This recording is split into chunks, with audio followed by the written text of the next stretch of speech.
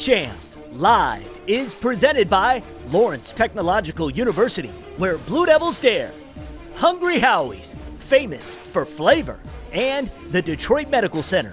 Do you have a sports injury or are just looking to take your game to the next level? Go where the pros go. Visit dmc.org/gamechangers. Well, hey, everybody. It is National Blueberry Cheesecake Day and National Paper Airplane Day. Definitely a good day to fly some planes, and hope you guys had a wonderful Memorial Day weekend. Welcome back. Welcome to episode 39 of State Champs Live, presented by Lawrence Tech. Boy, I'll tell you, if you're still looking for a university to call your own, maybe you're rethinking where you should invest your hard-earned money in your son or daughter's education.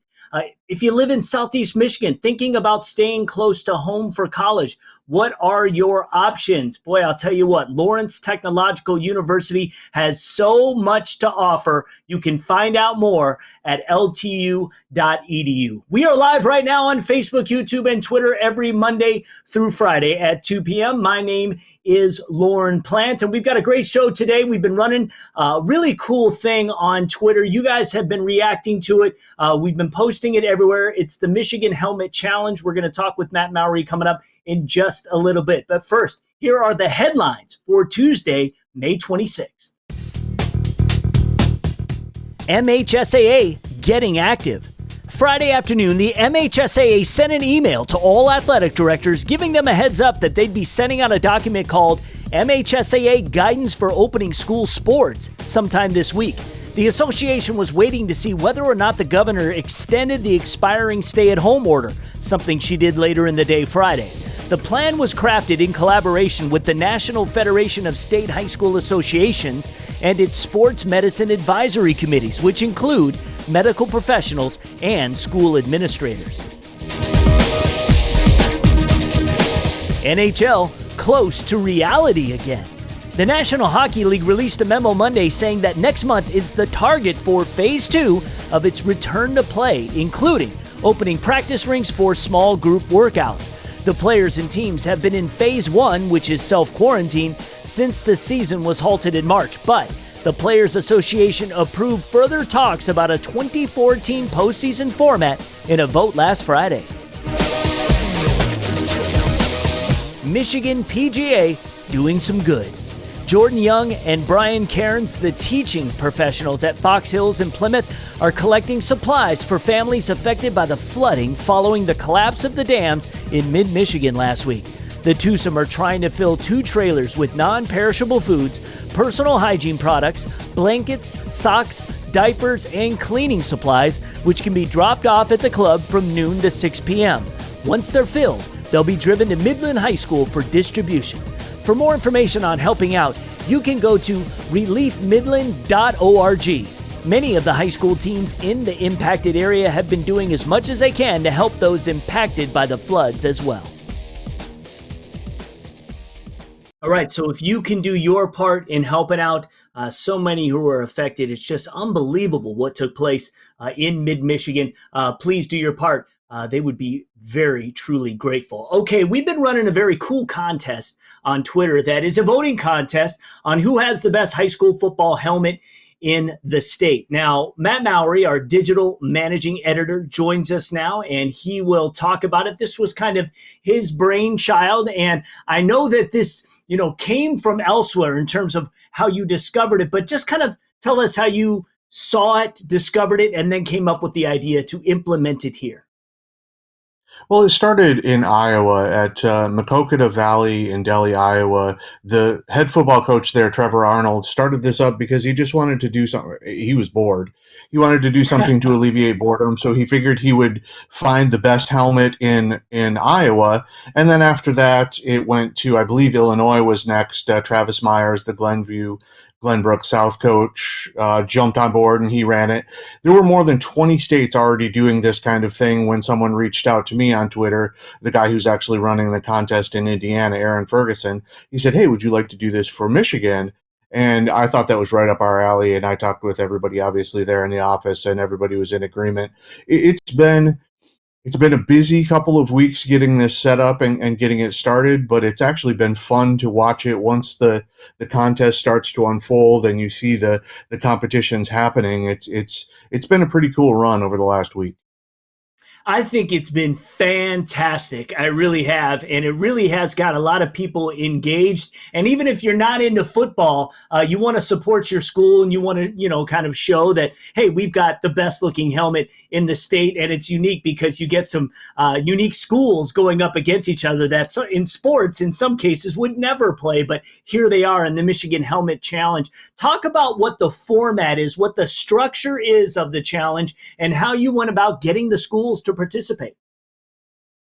Well, what we did is we wanted to set it up so it was entirely handled as Twitter polls. I mean, we could have also had a poll on Facebook, but then we're dealing with, trying to get the numbers to mesh and the possibility of it going awry was a little higher. So I wanted to kind of keep it all on Twitter as far as the poll went. And then we've got links from Facebook to the Twitter polls. It was each state has kind of come up with their own route, and I thought this was kind of the best way to do it. We've been running 8 polls a day, I think, for the last 9 days or so we could get through the first round. We're actually 52 contests in as of right now, which puts us halfway through the third round, or the Sweet 16. We're headed toward the Elite Eight. And we've actually had 32,834 votes through the last one that just closed, which is roughly about 630 votes per contest. As you mentioned, sometimes we're getting matchups. It was a completely random draw. I just went to a website called random.org and I put the list in and it just spit out the numbers for where they were going to go. I didn't try to match them up geographically. I didn't try to match them up size-wise. So as you said, we're getting some contests that would never happen in real life, east versus west, north versus south. And one of the things I was worried about was getting big schools, because I figured if you've got a student population of, 2,000 plus, you're probably going to have a better chance. What's been interesting is that there have been some small school upsets. I mean, we had St. John's beat Grosse Pointe North in the first round, Gaylord beat Chippewa Valley, Grass Lake beat Holly, Lake Odessa Lakewood beat North Farmington, Ottawa Lake Whiteford beat St. Clair Shores Lakeview. Sterling Heights Parkway Christian has beaten both Fruitport and Hazlitt on the way. And the best story is probably the one carrying the UP power right now is Escanaba, which has beaten Brighton, Novi Detroit Catholic Central, and Livonia Stevenson on its way to the Elite Eight. It's been fun. Lake Linden Hubble, a little 8-player program, gave Livonia Stevenson a run in the first round. It's been fun to watch some of those small communities and small schools really rally to get their votes in. Yes, no doubt about it. And again, that's the power of engagement. And, whether you're big or small, if you don't get engaged in this thing, you can get knocked off. So basically, if you could just elaborate on kind of how it works, you basically have two schools going up against each other. That is a poll. And then you basically run it for how long? And then once have those results, then they move on to the next round, correct? Kind of a May Madness style. Yeah, and we've been spacing them out by the hours as we post them. We'll post the one tweet that has the 2 helmets in it, or if we have multiple helmets from each school, 4 helmets, and then linked to that in a thread is the poll, and it will basically just have the question, who moves on to the next round? And we've been trying to space them out by the hour so we're not dumping, 8 contests on people on Twitter all at once. And then it runs for 24 hours, and then once the poll ends on Twitter, Twitter will tell you this is what the champion is, this is how many votes there were, and then that team just gets advanced to the next round. And I've been trying to keep a post on our website going each day, kind of keeping people alerted to the schedule so they know when to look for that tweet for their team, for the poll to be posted. Absolutely. And you're seeing lots of, coaches, administrators, former students, current students, all, retweeting and saying, please vote, get out there and vote, and again, this is a great thing, again, to kind of rally everyone while we have time on our hands. So if you have any questions or comments for Matt Mowery regarding the Michigan Helmet Challenge, now's the time to ask on Facebook, Twitter, or YouTube. We will get to them in just a couple of minutes. But first, let's check out what happened this week in state champs history.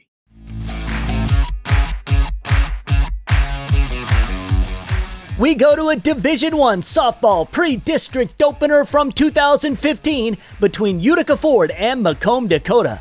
Ford lost twice to Dakota during the regular season. Would the third time be the charm? Could they get over the hump? Game was tied at 3. Going into the 5th, the Falcons scored 3 unanswered runs. They went on to beat Dakota 6-3. Ford ended up falling to Utica in the district finale. This week in State Champs history is presented by Lawrence Tech Athletics. Recruit yourself at ltuathletics.com. All right, so we do have a question here for Matt. And Matt, they would like to know, what do you think has been, in your eyes, the biggest upset thus far? Probably one of the Escanaba's run, certainly, where they beat Brighton, the defending runner-up in Division I, and Novi Detroit Catholic Central. I thought either of those two were among the biggest upsets.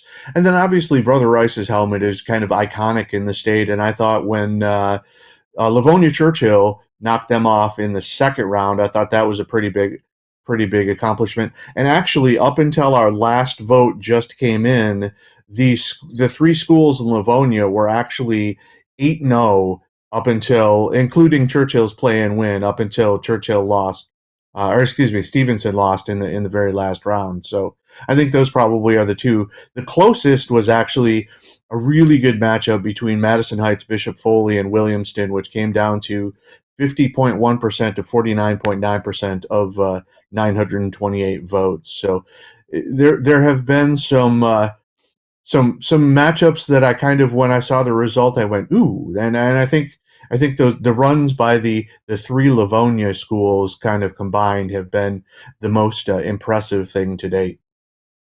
All right, that is really cool, and it's a lot of fun, and I'm really glad that you've put it out there, and I know the people are responding to it.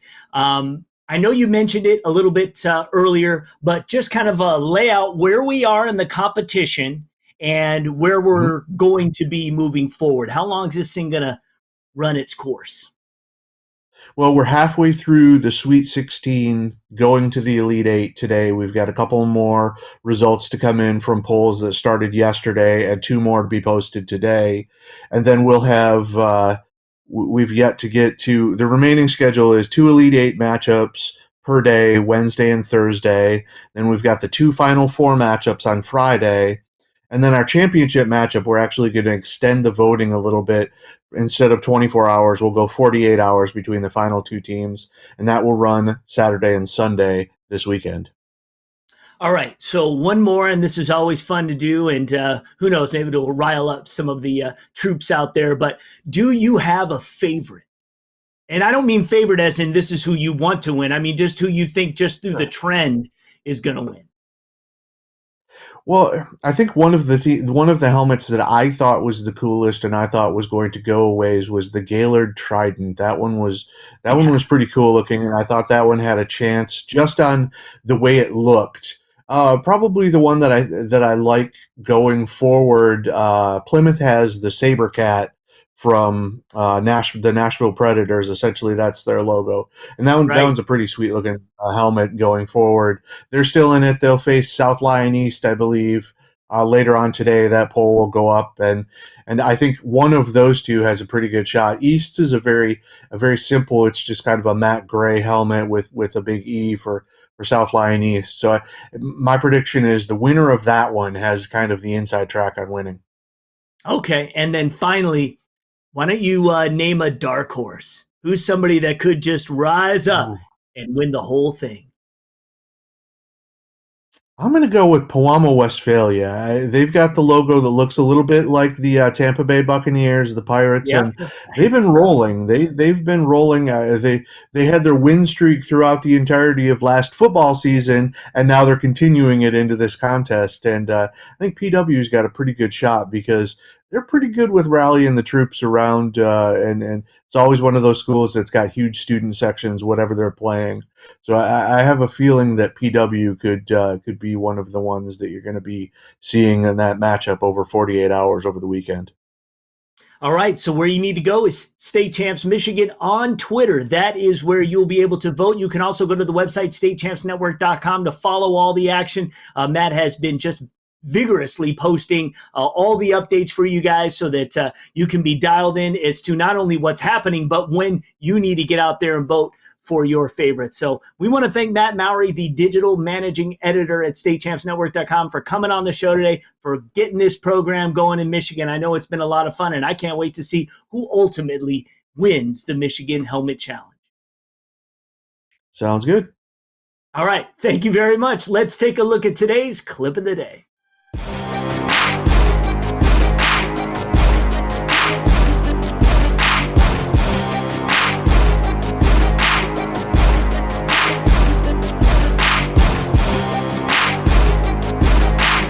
And that's your clip of the day.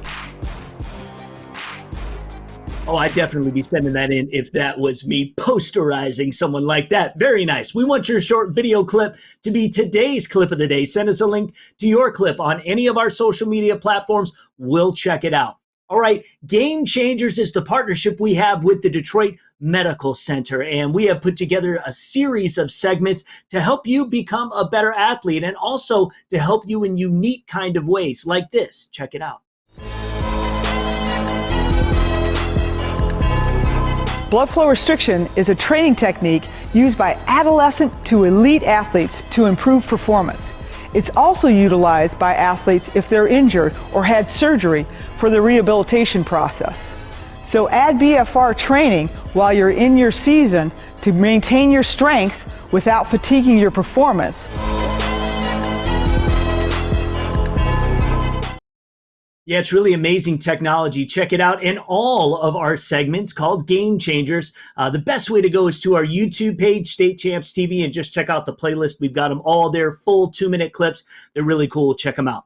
All right, one thing also that's really cool that we're doing, and it will also be on Twitter. It will be this weekend. In fact, this Saturday, which is May 30th at 3 p.m., in partnership with the Michigan High School Football Coaches Association, State Champs is presenting an interactive kind of you make the call simulated all-star football game that we will have on the State Champs Twitter page again this Saturday, May 30th at 3 p.m. So we didn't get an opportunity to play the Michigan Football Coaches Association All-Star game this year. So we've worked with them to kind of create a simulated game involving all the players who were selected for the teams this season. If you've been following us on our social media, you've seen all the graphics that have been going up as we've been detailing the bios of each individual athlete, all 90 of them. It's our own salute to the seniors that made the high school football all-star game. We're going to have a simulated game. You are going to pick the plays. So 4 times a quarter, we're going to set up a scenario and you are going to vote which play should be run. And if you pick the right one, it might be good for your squad. If you pick the wrong one, it could be catastrophic. So it's going to be really cool. Check it out. We're going to give you more info throughout the week. We'll be promoting it all week. Okay, let's check out the results of, Friday's Hungry Howie's Twitter question of the day. And it said, what are you throwing on the grill for Memorial Day weekend? And it was hot dogs and burgers that were the top selection. And I just realized that we did not get to today's Twitter question of the day. So I am putting my producer Kevin on the spot. And there it is. It was a beautiful weekend outside. Did you spend it outside or inside with the AC? So there are your options. Please vote and we will read the results tomorrow. All right. And on tomorrow's show, very interesting. It's a social media kind of week here on State Champs Live. We'll have Annie Agar from Wood TV out of Grand Rapids. If that name rings familiar, and if you are a fan of TikTok, she has been taking TikTok by storm, and she's been doing these series of TikToks all about the Big Ten. They're very funny and they're very cool, and we're going to talk to her about it. And it's amazing what things can take off. So join us then, and if you know of a guest we should have on live, email our show coordinator, Amanda. Her email address is amanda@yellowflagproductions.com. We will see you at 2 p.m. tomorrow right here on State Champs Live. Right now, we are all longing for the roar of a crowd, the excitement of a stadium filled with cheering fans, and the ecstasy of celebrating a hard-fought victory. Right now, we're all on the same team, and we must do our part to make sure as many students, athletes, coaches, teachers, parents, and loved ones are there when we have the luxury to resume our rivalries and start rooting for our teams once again. Stay home and stay safe. State Champs Live is presented by Lawrence Technological University, where Blue Devils dare, Hungry Howie's, famous for flavor, and the Detroit Medical Center. Do you have a sports injury or are just looking to take your game to the next level? Go where the pros go. Visit dmc.org/gamechangers.